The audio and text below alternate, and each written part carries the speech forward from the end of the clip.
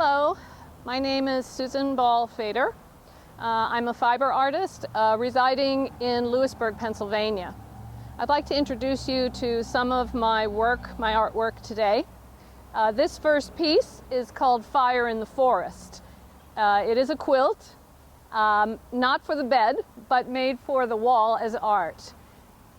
The inspiration for this piece, made quite a few years ago, came from a vision that I had in Kyoto, Japan, during November at the peak of red maple season, as I looked over the valley and saw all the crimson red maple leaves.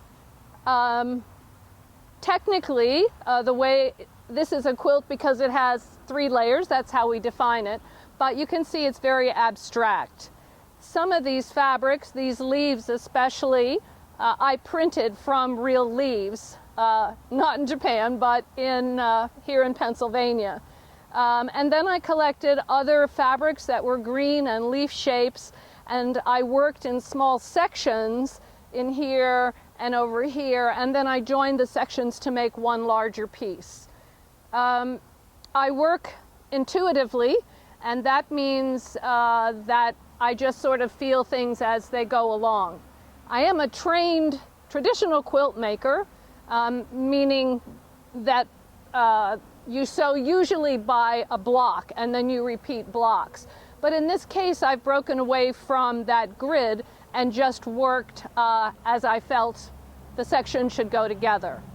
I don't know if you can see, but it's hand quilted, and the quilting lines are meant to be the wind moving the leaves. You will see in some of the next pieces I'm going to show you a very strong marked influence from Japan. And that is because I was an exchange student out of high school there, and I lived there also during graduate school.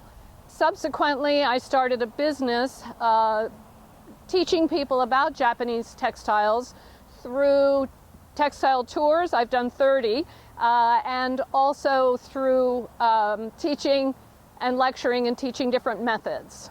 So let me show you some of my other work.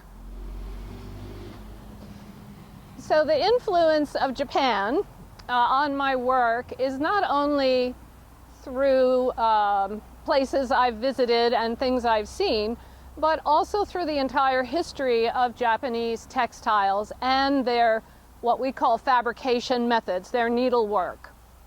In this top piece, you can see there are many different types of old vintage and antique bits of fabrics that are all that remain from certain kimono, maybe from the 30s and 40s.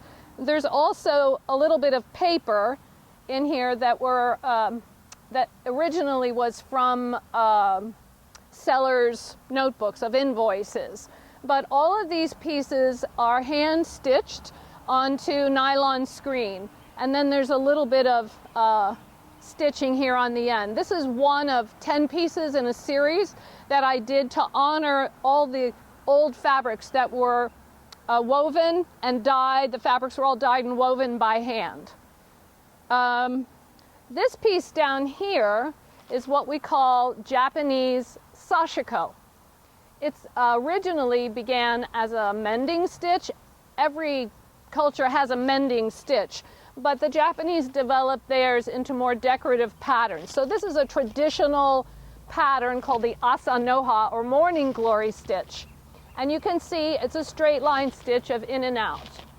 I've adapted that fabrication, that needlework, up here using American quilt stencils that I stitched on using the type of indigenous Sashiko thread. And then I've bordered the pieces with fabrics, most of which are from Japan, and I quilted it just a little bit to hold it together. This piece also has Japanese old ikats, we call them, or kasuri fabrics. And I was trying to showcase all the different patterns that were available at the time. And this is a pattern I developed showing a kimono from the backside view. The last piece over here is a quilt, and it's done in a traditional American pattern called crazy quilt, which starts in the center and weaves around. But the fabrics are all taken from young girls' ceremonial silk kimono that are vintage. So that piece shows, I haven't quilted it or tied it yet. I'm not sure how I'm going to finish it, but the colors indicate that a young girl of like 3, 5, or 7 would wear that on a festival day. Another way that my work is influenced by Japan is through weaving, hand weaving. And on this lower piece, this is an example of what they call saki-ori in Japan, or weaving with rags, meaning that when the garment is completely broken down and can't be used for anything else, the Japanese would cut that fabric left into teeny tiny, thin, very thin strips and weave with it to make another textile. In this case, it's sort of a runner. It is made from vintage Japanese silk kimono that I wove, but it's not meant to be an article of clothing. It's not long enough. But this piece up here is also my hand weaving of rags, in which I use the first cutting off the bolt of fabric to even it out. I used to sell a lot of Japanese fabric, and I saved all the first strips. So there is a color palette here of blacks and reds woven together, and then I placed it on a canvas and I extended the colors out in a few places to enhance the run of the colors. It's collaged with all by hand with beads and shells. I love to do this. And also this piece up here is from a temple. When you visit a temple in the mountains, the monks sign it to say that you were there. And lastly, these pieces again are Japanese vintage papers. There's a few beads down here that I just used the extended part of the warp. Thank you for your time and being with me today, and I hope you will visit my website, which is www.qejapan.com.